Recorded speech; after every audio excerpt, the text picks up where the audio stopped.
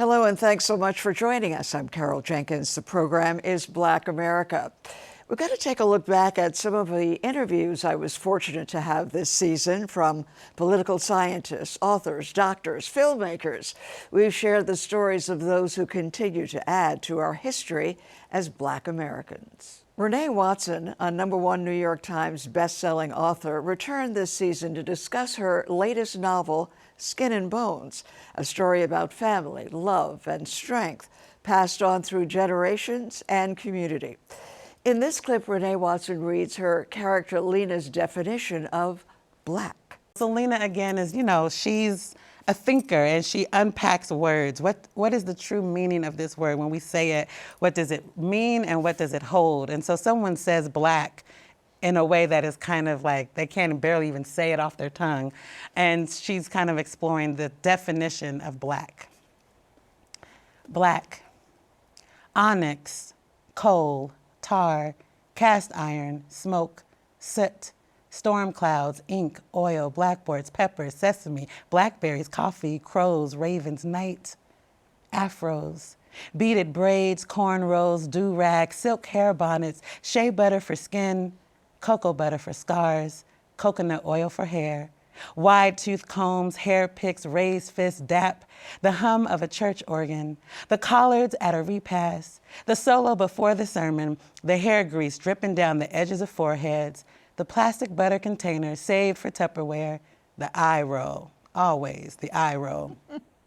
Putting a handle on an elder's name, the tambourine being passed from hand to hand during a praise breaks, play cousins, uncles that ain't your uncle, aunties that earn the title because of how much they love you, how much they scold you, playing church, playing dominoes, playing spades, knowing when to say, I am not playing with you. You think I'm playing? I am not the one to be played. Don't play yourself. You better stop playing with me. Knowing when and how to say, can't stop, won't stop. Nothing can stop us now. Ain't no stopping us now. Wow.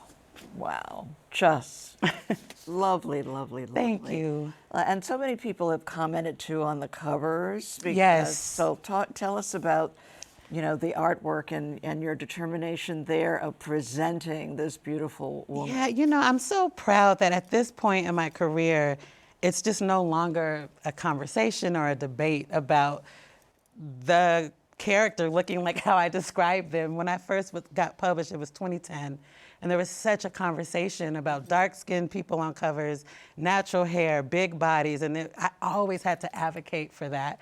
But now it's just become so normalized that we can see ourselves, and I'm so proud of this cover. I'm proud mostly because her face is just neutral. She just gets to exist. She's not angry. She's not overly happy and joyful. And sometimes we put those intense emotions on Black women where we are the angry Black woman, right, or we're Black girl magic. You got to just be intense in some kind of way. Nothing in between, right? But right. But also we can just be. And right. I like that Lena in this cover, I feel like she's just existing. And I think, if anything, that's the takeaway from the book, is that Black women deserve and need just space to be and to exist. So I'm really proud of the cover. Dr. Uché Blackstock, an emergency physician, founder and CEO of Advancing Health Equity, received both her undergraduate and medical degrees from Harvard University following her mother, Dr. Dale Gloria Blackstock, making her and her twin sister, Oni, the first Black mother-daughter legacies from Harvard Medical School. Dr. Blackstock writes, Legacy, a Black physician reckons with racism in medicine, as a love letter to her mother and tackling racism in the healthcare system. We haven't heard yet is your story of what the Black doctors are experiencing. And you quit your position and in no uncertain terms because you were miserable and felt that you just had to get out. Yes, Carol.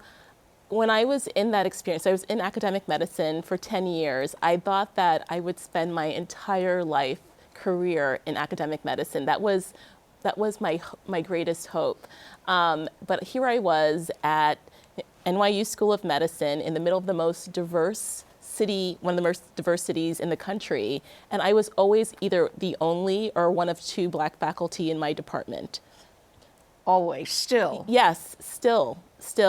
And, you know, I did not have mentorship, sponsorship. I kind of had to figure out the journey on my own. And I was very productive. I developed an ultrasound curriculum, the first ever for the medical school. I founded our department's ultrasound fellowship. And I was handpicked for a DEI role in the medical school. And I soon came to find out that that was just a figurehead position. They actually didn't want me to do anything. Right. And, you know, this happens very, very often. And in that role, I was silenced, I was muzzled, I was told that I couldn't speak up. And I kind of, it was very demoralizing. You know, just not having the support, I felt incredibly isolated. And at the time, I thought I was the only one that felt that way. So when I made a decision to leave, I said, I cannot be in this environment where I can't show up as my full authentic self. And come to find out, this is the case for so many Black physicians. Is academia failing Black faculty? In the cases of Nicole Hannah-Jones, a Pulitzer Prize-winning journalist and MacArthur Fellow, and Dr. Claudine Gay, Harvard's first Black president, some may answer yes. I talked with Dr. June Cross, a National Emmy and Peabody Award-winning journalist, tenured professor, and founder of the documentary journalism program at Columbia University. Dr. Marcus Allen, former program director for United Men of Color and political science tenured professor at Gutman Community.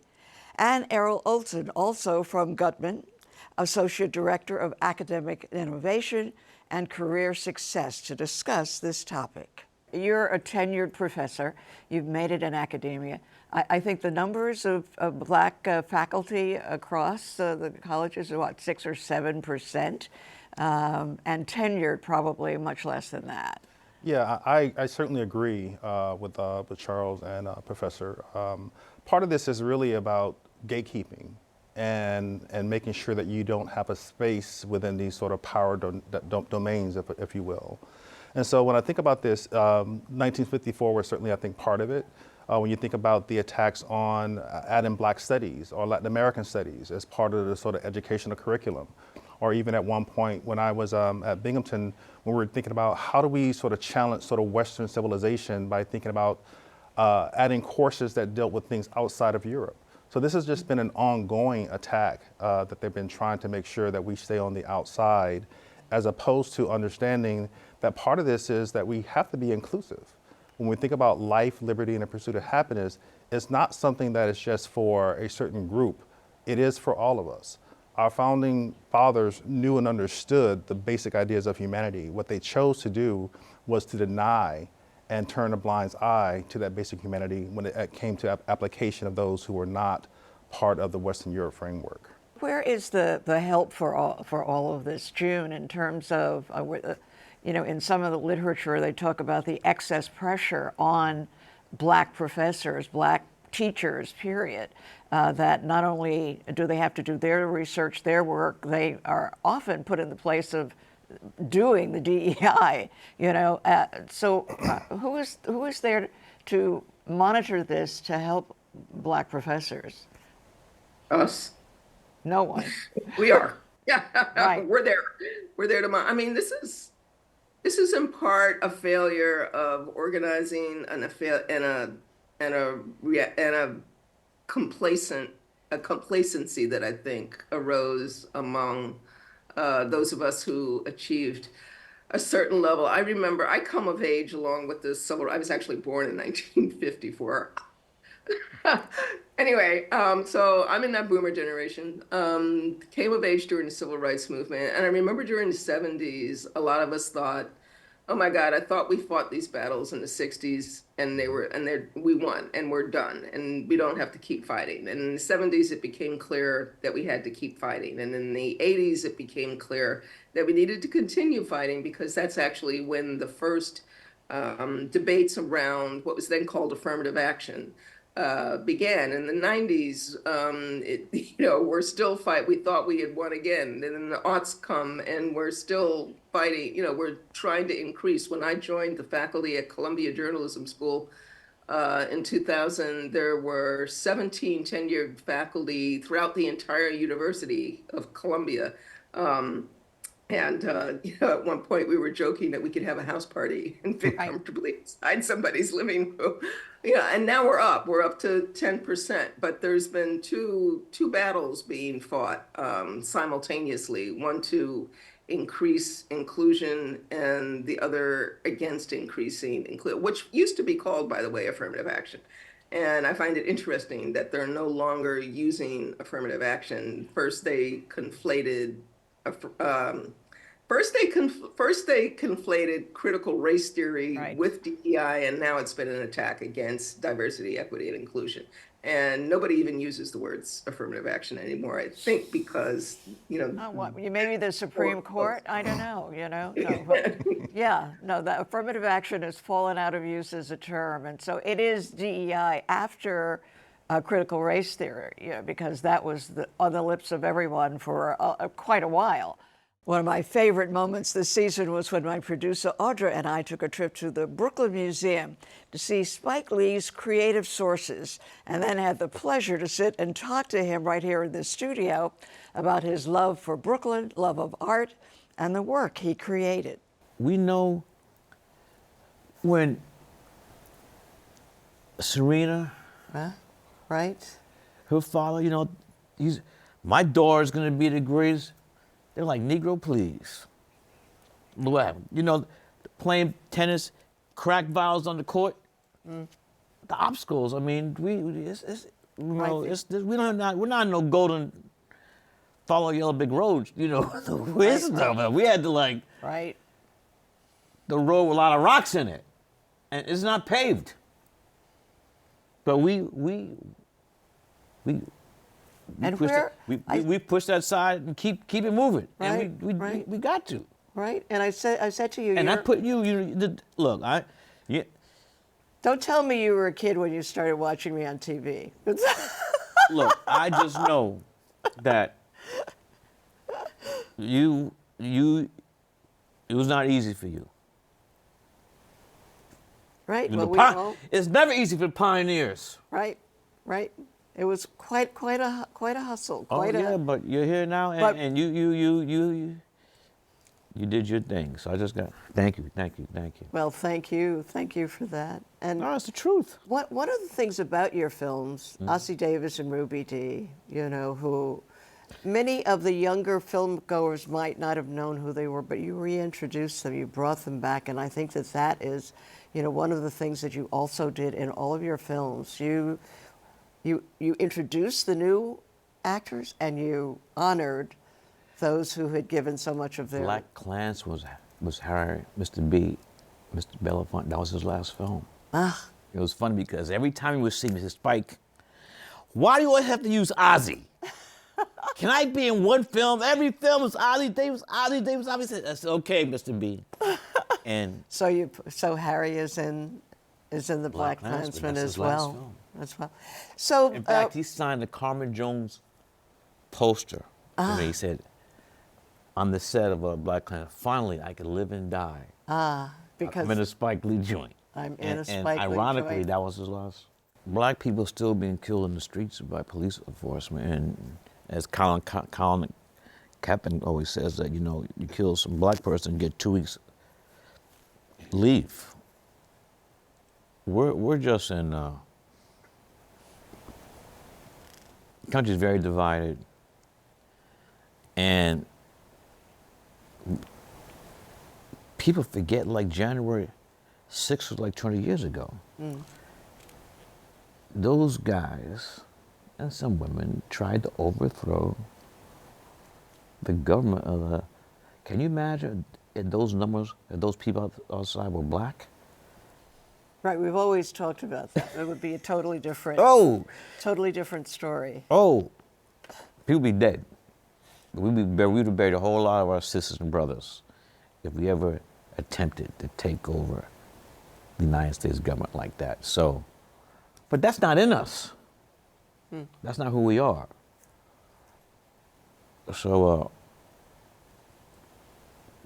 we gotta mobilize. It's just this election's around the corner. Going to start, the whatchamacallits, and soon, Right. So What's the thing I'm talking about? In Iowa? The primaries. Yes. Yeah. Yeah, not the whatchamacallits. The primaries. So it's good. You know, your fans would be very upset with me if I didn't take you through some of your films and have you talk about them. The first one that you shot for $175,000, is that? She's got to have it. Right. And my grandmother gave me the seed money for that. Your grandmother then gave you the seed money for that film Yeah. too, in addition to, and so you had the 175 and it made 7 million? 8. 8 million. Yeah. We trying to- But who's counting? You're funny with the numbers. $8 million. Good. So that was your first Feature film. feature film, and then School I days. mean, School days after just that. the pure push, the energy that you had. I mean, that everybody. We shot that in 12 days, 2 6-day weeks. 12 days. 2 6-day weeks. Right. So did you know then that this is the beginning of an unequaled career in terms of filmmaking? No, I wasn't looking. Look, I don't have the crystal ball, but I knew in my heart that if I could get this film made, there would be, the door's not wide open, but it's a little crack, so I could go in there. And so she's happy with independent film, and after the film, any time independent film makes that type of numbers, the studios start calling. So the next film was School Days, which is really my 4 years of Morehouse jam-packed into homecoming weekend. Right. Fabulous. And after that was the juggernaut, Do the Right Thing, the hottest day of the summer. We shot Do the Right Thing on one block in Bedford-Stuyvesant, Right. Do or Die, Bedside Do or Die. And Do the Right Thing is the only film that has a street, avenue, boulevard named after in the history of New York City. Do the Right Thing way. But that's what I mean about influencing our lives, you know. I mean, they were changing street names and Hey, that wasn't they. attitudes. I mean, I didn't ask for that. They just said we want to name this block. This is historical. Right. Name this block Do the Right Thing way. With the upcoming election, we brought in 3 political experts, Basil Smikle Jr., Errol Lewis, and Dr. Christina Greer, to discuss where the black vote lies. I think there's a lot on the agenda. There's a lot at stake. And we're going to see a lot of coverage, and we all know how this goes. The coverage will mostly focus on strategy and tactics and which group is being appealed to and so forth. But I would want to start with the stakes, that there's a lot at stake. Democracy is at stake. Voting rights are at stake. Basic prosperity, access to higher education, access to opportunity, health issues are the stakes. And to that extent, that discussion is really underdeveloped, I think. I don't know if we've had enough of that, and that's how I read a lot of those numbers. Yep. When you see some of these poll numbers suggesting that Donald Trump is going to get a higher percentage of the black vote than anyone since Dwight Eisenhower, first of all, I suspect that that's not going to happen. It's not going to play out. But the fact that it's even anywhere in that direction suggests that people in the leadership have not adequately mobilized and informed the rest of the community. I've been saying time and time again that one of the things that those numbers reflect is this narrative that we have to decide between the lesser of two evils. And part of my challenge is trying to explain to folks that the lesser of two evils got us Donald Trump in 2016. Because A, people didn't want to come out. B, I think there was a tamp down of African American votes literally because of a lot of that narrative.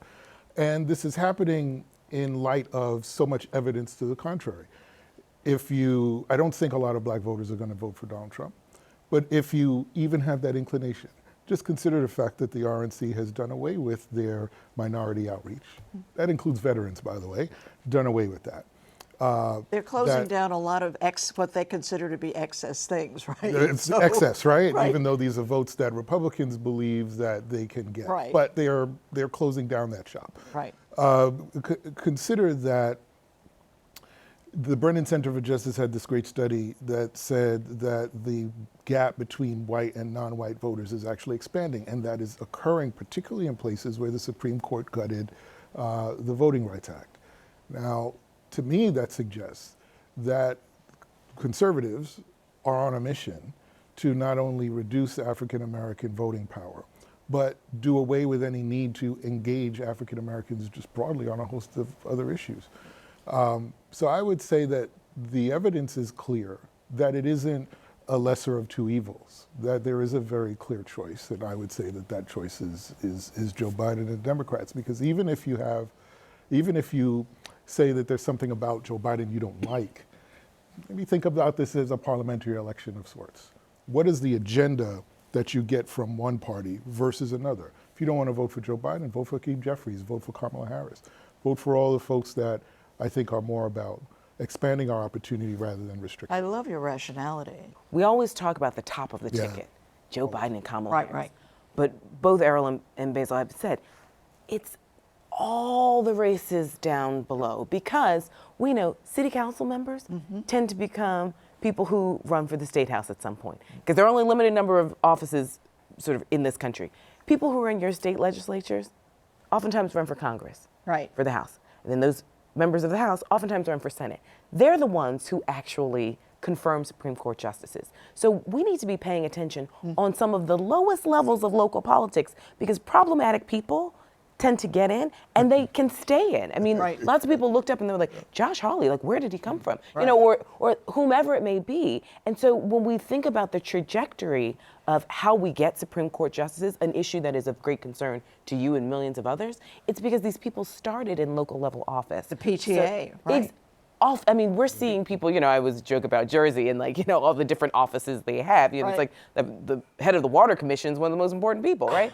As someone who's head of a water commission should be. And so I think when we're looking at a full ticket and a party, you may not be in love with who's at the top, but think about what that party does for your life or against your life and those who you love. Just a quick reaction, a final question about the Supreme Court. Total immunity for presidents and ex-presidents is before the court and will have an effect on this election. All of the court cases for Donald Trump have been delayed. So we're looking at a Supreme Court now built by Donald Trump, some would say having to vote on whether or not he gets immunity for life for whatever he does beyond the presidency.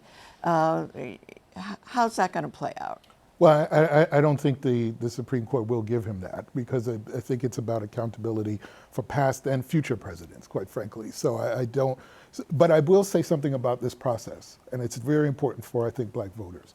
Donald Trump was at a podium at a rally saying, black voters should support me because I'm being prosecuted and persecuted in a way that African Americans can relate to in the courts. Yeah, indicted, he said.